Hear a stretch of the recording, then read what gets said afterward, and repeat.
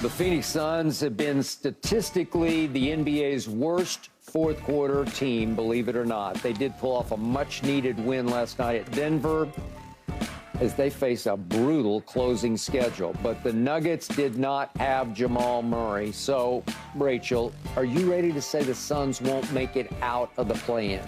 I think it's going to be hard for them. I mean, look, you've got Kevin Durant. Again, I will keep saying about the play-in. It's a one-game elimination-style tournament. It's March Madness. Anything can happen, but I can't see them making it any further. And frankly, this is an embarrassment. There is no other way to say it. A team with this caliber of players should never be 30th in the league in the fourth quarter. And they're not just 30th in the league, they're last by a lot. They are significantly last. And I don't care how many of the times your stars have missed different games and therefore chemistry is an issue. Agreed. I don't care the fact that you don't have the deepest roster and they haven't done the greatest job filling out that roster and they're top heavy and all of that stuff. That is terrible. And I think that it is indicative of a lot of deeper problems. Chris Paul, by the way, if I were him, I'd be like lighting up a cigar and laughing every once in a while when he sees scores go across, only in that the fact that they decided to get rid of having a consistent starting point guard. You hand that responsibility to Devin Booker, who's done a great job, by the way, with what he has been given, but he is not a traditional point guard. He is not someone who organizes them at the end of games the way a point guard would, and you are seeing it. So first of all, that hubris, and then with the roster construction in general, we have seen it so many times. A new owner comes into the NBA, they think, all these suckers, they have no idea what they're doing. I know how to win. I'm the one who is able to take a firm stand, and I'm willing to spend the money, and I'm willing to do it. And they go in and they make a bunch of big moves, and it often doesn't work. And here we go. Matt Ishbia, who is a very nice guy and I think is going to be a great owner long-term in this league, came in, and within, 24, 48 hours, they trade for Kevin Durant, and then they go out and do this Bradley Beal deal, and he's got a no-trade clause and all the other stuff that's going on, and they remake this roster in a way where they are locked in now and have no options coming up this summer. And here they go again. I think the other owners around the NBA are like, oh, yeah, that's cute. I remember when we were like that, too. Wait a few years. You'll see how this really works. Yeah, they were out without Nurkic as well last night. I like Phoenix. I picked them over the Lakers. I picked them to go to the NBA Finals. They've shown me they can go into Denver twice now and beat the Nuggets, shorthanded. They've shown me that. Kevin Durant in the playoffs, I think, will be on a mission because he's got to prove to everybody. I mean, he's just got to prove to everybody. Whether it's when he was in Brooklyn against Boston or Philly, that ended in, Philly thing was the shoe. And then, no, not Philly, I'm sorry, Milwaukee thing was the shoe. And in Boston, I don't know what happened there. But he hasn't been able to carry a team by himself, so to speak, in the postseason. Hasn't really been able to. I mean, OKC, when they were young, but I mean, since he's been Kevin Durant, he hasn't been able to do it. I think if they stay in a position where they're in a play-in or whatever, I think they get out of that. I do. I honestly do. Because you got a player in Booker who could score, who will try to play hard-nosed defense. We know Kevin Durant is lights out, and he will play defense. It's just the matchups. This is the playoffs. What's the matchup going to be? Are they going to get a favorable matchup? Are they going to draw the OKCs of the world? Are they going to draw the Minnesotas of the world? Like, who are they going to get? But I think based on the way they're constructed, top-heavy, not deep, if Bradley Beal can stay healthy, and you can get all three of them on the floor together, and I know what you said doesn't matter, but it does matter. It matters. It matters, but it shouldn't matter that they're 30th. Well, you could be bottom third because your stars haven't played together. You cannot be this bad by this much in the fourth quarter with that level of caliber player. You can't, and it falls on everyone in the organization, from management all the way down to the last player on the bench. I am sorry. That is not an acceptable number. Period. The end. No, it's not an acceptable number, but we also talking about over the course of the season. We're not talking about, like, right now moving forward. It's not going to get any better. You look at their strength of schedule going out of here. It's not just the worst in the league. Everybody. It's not just the toughest in the league. God. It is one of the toughest stretches of the last decade. It is. If you look over the last decade of gauntlets that teams have had to run, this is it. They got 8 playoff teams that they see in the 10 games that's left. It's not getting better here. High-level playoff teams. So, Keyshawn, your team, your Phoenix Suns last night, really struggled in the fourth quarter, but there was no Jamal. So it took some pressure off.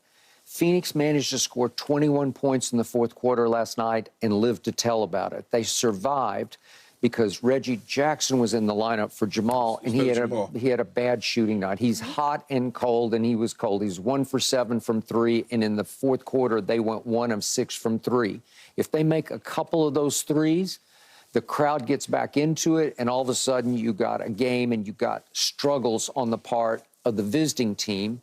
It was a huge win for them because of what's coming down the road, but it didn't... Listen, Kevin was on a mission last night because he's sick and tired of hearing people talk about their fourth quarter woes and everything else. Fourth quarter woes, and what is he? Yeah. What is he? What if he misses the playoffs? What if they just miss the playoffs? Now what people going to say? Kevin Durant, who is he? He's a Hall of Famer. Kevin Durant's reputation, to me, is not going to be made or broken over whether he makes the playoffs with this team, what he does with this team. If you've made your mind about Kevin Durant and what he did or didn't do in Golden State and how much that quote counted, what he has or hasn't done since then, I don't think this is going to make the difference for you. But there are people out there, not Keyshawn Johnson, third person, by the way, that's Kevin Durant supporter. Yes. I'm just saying that there are people out there. They look at the Golden State situation, and quite frankly, I'd have stayed in Golden State if I was him. But when he left to go to Brooklyn, and everything just fell apart, and then he goes to Phoenix, and it's like, okay, that's what I'm talking about. I'm talking about the way people gonna view him if they, for some weird reason, miss the playoffs. Would you go back to Golden State if you were Kevin Durant? No, I probably wouldn't go back now. I wouldn't go back now. I wouldn't have never left. Me personally, I would have never left. At that point, I don't give a damn what y'all saying. I'm staying.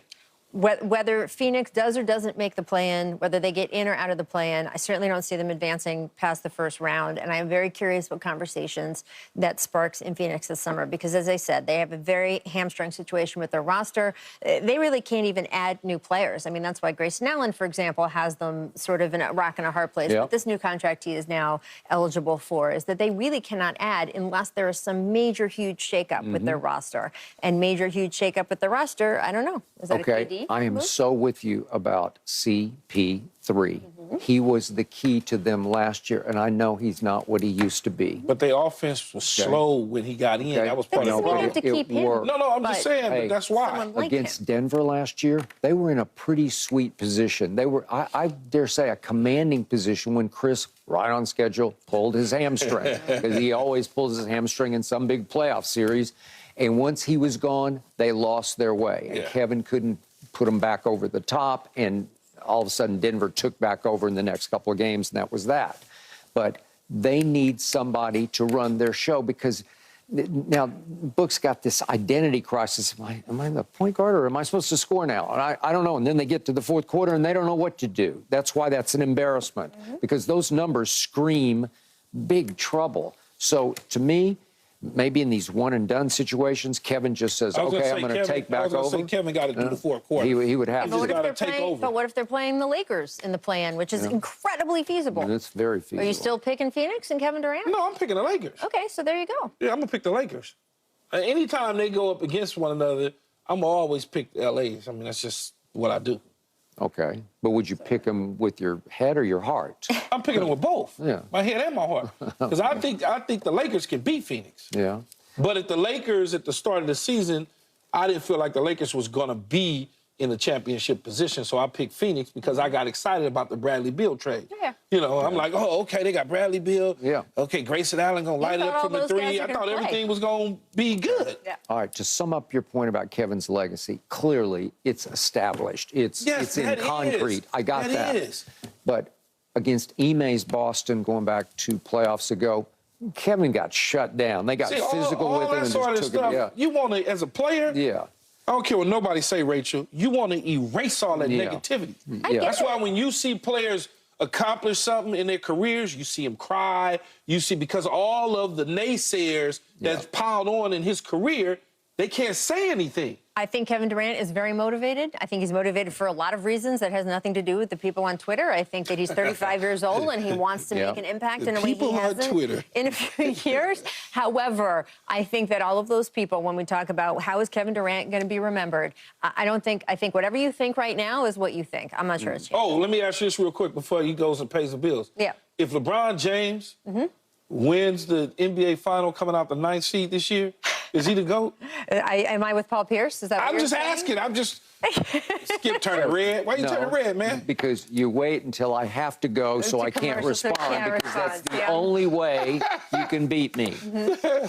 You're sly enough, you're a shrewd enough operator. Tomorrow we will tee that up as a full topic, and you probably won't show up tomorrow. That's what will happen.